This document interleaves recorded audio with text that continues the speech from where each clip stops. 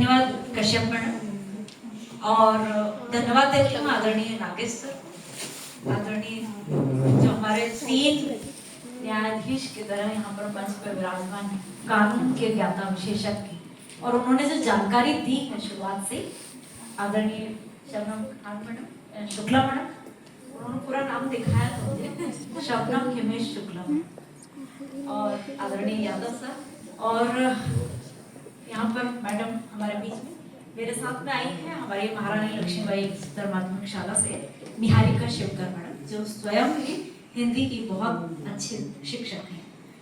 और आप सभी सभा में उपस्थित सम्मानीय गणों और सुधी श्रोताओं का मैं यहाँ पर अभिनंदन करती हूँ कि एक जो कानून की बात सुनने के लिए जिगर चाहिए होता है, वो बहुत बधाई के साथ आपको बोलूंगी कि आपके पास है।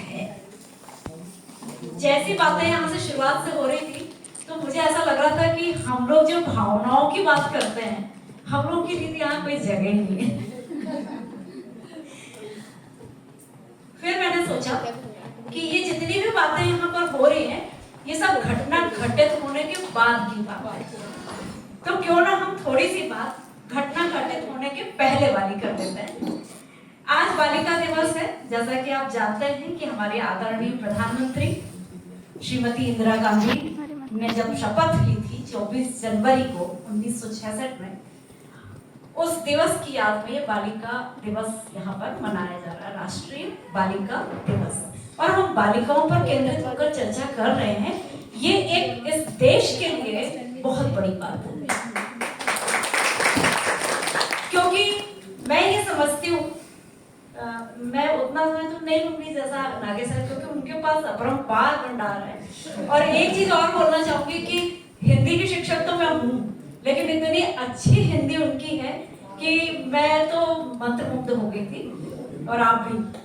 फिर भी मुझे एक छोटी सी हंसी मजाक भी हो जाए तो वो पापड़ की तरफ मैंने देखा, हम लोग ब्रिज कोर्स में पाठ पढ़ाते हैं, मिजबान, उसमें मेजबान आते हैं और भोजन परोसा जाता है, पापड़ भोजन करते होते हैं लेकिन पापड़ देना भूल जाते हैं। अब उन्हें पापड़ खाना रहता है तो वो क्या करें, तो बोले कुछ लगाते हैं ट्रिक, तो वो बात करते हैं कि हम तो उनके यहाँ गए थे और वहां पर इतना लंबा सांप निकला था, इतना अच्छा, बोले कितना लंबा सांप निकला था, तो बोले बस यहाँ से लेके वो पापड़ तक का सांप निकला था। तो पापड़ तो हमने दिए ही नहीं आपको।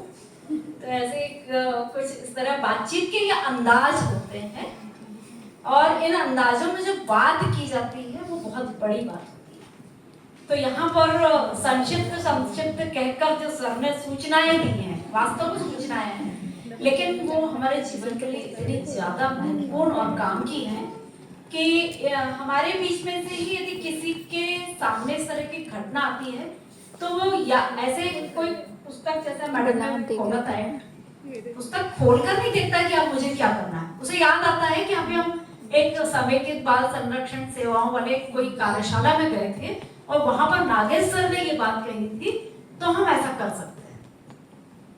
ये त्वरित बुद्धि वहां पर काम करती।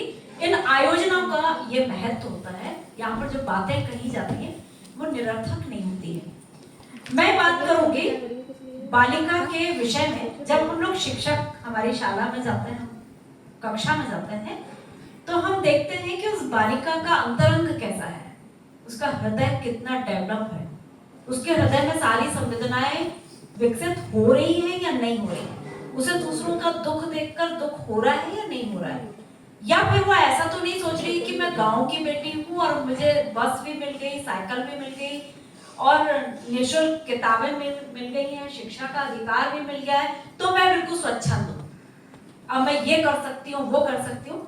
तो वो बिटिया ने जो यहाँ पर कहा था ना कि मैं सबको अधिकार देती हूँ मुझे रोकने का, अभी हम लोग सब ये बात कर रहे हैं कि स्वतंत्रता का अधिकार, सहभागिता का अधिकार, लेकिन आज के जमाने में वो भी एक बहुत बड़ी चीज है कि रोकने का भी अधिकार होना चाहिए, माँ बाप को होना चाहिए, संविधान को होना चाहिए, समाज के जो कुशल व्यक्ति हैं उनको होना चाहिए, और देश को तो होना ही चाहिए। स्वतंत्रता की तो परिभाषा ही यही है कि उसमें स्वच्छंदता को रोका जाता है, जहां से दूसरे की नाक की सीमा चालू होती है वहां तक हमारी स्वतंत्रता है। स्वतंत्रता के साथ यानी अधिकार के साथ कर्तव्य जुड़े हुए, और कर्तव्य हमें ये सिखाते हैं कि हमारे संवेगों का पूर्ण विकास होना चाहिए शिक्षा के माध्यम से, और परिवार में जो वातावरण है उसके माध्यम से। तो जो देखा जा रहा है कि परिवार में वातावरण का अभाव, सब लोग काम पर चले जाते हैं और किसी की किसी से बातचीत नहीं होती है। मैं अपनी कक्षा में तो ये सिखाती हूँ बच्चों को कि बच्चों तुम आज जाकर माँ से ये पूछना कि माँ तुम्हें कौन से रंग की साड़ी पसंद है। यदि तुम्हारे पास खूब सारा पैसा आ जाएगा आज अचानक एक दिन, तो तुम सबसे पहले क्या करना पसंद करोगे? माँ के लिए। और पिता से पूछो कि पिता जब तुमको वेतन मिलता है तो तुम सबसे पहले हमारे लिए चीजें क्यों लाते हो? यदि हम तुमको ये छूट दे दें कि परिवार को छोड़ दो, तो पिता आप सबसे पहले क्या करना चाहोगे अपने लिए? क्योंकि बच्चों के लिए तो माता पिता सब करते हैं, बच्चे माता पिता के लिए क्या करते हैं? ये भी एक संवेदना विकसित करना हमारा कर्तव्य था, शिक्षकों का कर्तव्य था। हमारी एक हिंदी की प्रयोगशाला होती है जिसमें हम बच्चों को रिश्ते जीना सिखाते हैं, भाई से, बहन से, माता से, पिता से, पड़ोस से, समाज से, देश से हमारे क्या रिश्ते हैं और उनको हम सार्थक कैसे बना सकते हैं। यदि ये संवेग विकसित होते हैं तो फिर ये जो घटनाएं घटने के बाद आप इतने सारे प्रावधान दे रहे हैं, उनकी आवश्यकता ही खत्म कर। तो सबसे पहली आवश्यकता इस देश में जो चल रही है कि हमने विकास तो बहुत सारा, भौतिक समृद्धि बहुत सारी कर ली, लेकिन इंसान नहीं होता, ये सबसे बड़ी कमी होती है। तो इंसानियत डेवलप करने का काम शिक्षा विभाग के जिम्मे आ जाता है। टाइम है अभी, और वो हम शिक्षक, अभी टाइम है।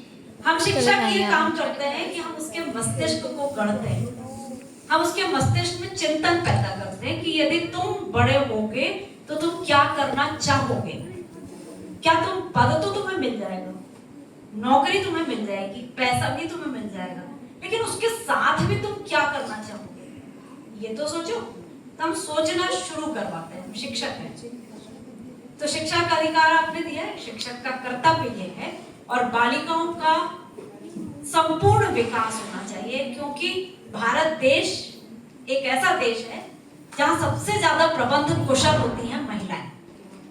और बालिकाओं में यदि हमने वो प्रबंधन कौशल विकसित नहीं किया तो वो ना घर की रहेगी ना खान की रहेगी। वो ऑफिस जाके वर्क तो कर सकती हैं, लेकिन परिवार में वहां बिखराव तो होगा यदि वो प्रबंधक नहीं है। तो एक कुशल बालिका तब डेवलप होगी जब वो अपना खाना भी बना ले और दौड़कर अपने काम पर आए और वहां पर भी पूरी मजबूती के साथ अपना सिक्का जमाए, तो वो उसका प्रबंध कौशल विकसित होता है। और एक अस्मिता जो पूरे देश में अपना दबदबा लगाकर रखती है। जैसे मैं याद करती हूँ एक लीलावती हुई है जिन्होंने देश को गणित दिया है। हम भूल जाते हैं उनको, उन्हें याद करना चाहिए। वो आज का समय नहीं है, बहुत पुराना समय, बहुत पुराना समय है जब बहुत सारी विचारक हुई हैं। आपने जोधा अकबर का नाम सुना है, पिक्चर तो देख ली होगी, लेकिन जोधा जो थी वो बहुत बड़ी विचारक थी। उन्होंने देश और समाज के लिए इतने कीमती विचार दिए, कभी पढ़ने का मौका मिले तो पढ़। ऐसे महाश्वेता देवी का नाम मैं लेना चाहूंगी, जिनका लिखा हुआ इतिहास यदि आप पढ़े ना, भारत का इतिहास, तो हर गद्य पर, हर गद्यांश पर आप रोए बिना नहीं रह सकते, क्योंकि साक्षात इतिहास हमारे देश का उन्होंने लिखा है। बहुत सारे उदाहरण हैं, लेकिन बात लंबी नहीं करूंगी और संक्षिप्त कहकर भी बात को नहीं बढ़ाऊंगी। बहुत सारी बातें हैं जो हम अनुभव करते हैं और हमें सीखनी चाहिए। इन आयोजनों से हमने ये सीखा है, कानून की धाराओं को सीखा और संवेगों के विकास को सीखा। ये दोनों साथ साथ यदि चलते हैं तो देश से भार कम होता है। कौन सा भार कम होता है? एक तो सुरक्षा करने के लिए जो बहुत सारा एक व्यवस्थापन लगता है, उसका भार कम होता है। तो हम दोनों तरफ से प्रयास करें, हम पारिवारिक वातावरण इस तरह का बनाएं कि घटनाओं को घटित होने का अवसर ही प्राप्त हो।